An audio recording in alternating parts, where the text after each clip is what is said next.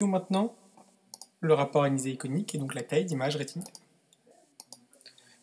Nous pouvons le faire pour un sujet non compensé, pour un sujet compensé, ou carrément faire le rapport des tailles d'image rétinienne.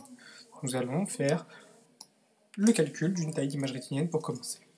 Nous rentrons les valeurs, n'oublions pas que ce sont en mètres, 0,015. On va prendre un dl égale à moins 3, un objet situé à 1 mètre, une proximité rétinienne de 62 dioptries, et une taille d'objet de 10 cm, donc 0,1. Nous appuyons sur Entrée.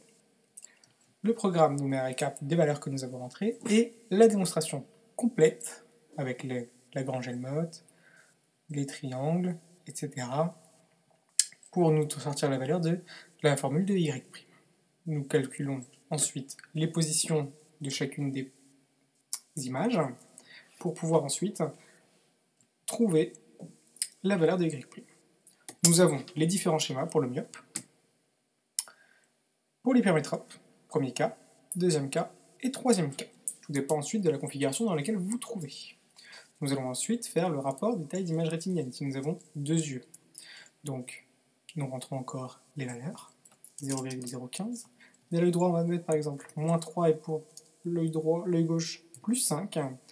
L'objet, on va le mettre encore à 1 mètre.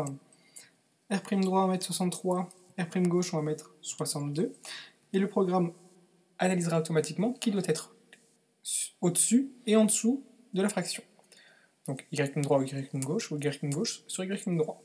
Donc, il nous refait exactement la même démonstration que tout à l'heure, sauf qu'il va nous calculer pour l'œil droit et pour l'œil gauche les positions des images.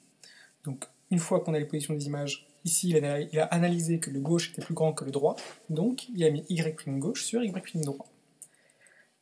Il calcule R, et ensuite il calculera ρ. Une fois le ρ trouvé, il nous analysera. Est-ce qu'il est entre 0 et 3%, entre 3 et 10, ou supérieur à 10? Et là, nous voyons que c'est 14%, ce qui est donc une fusion impossible, car supérieure à 10%.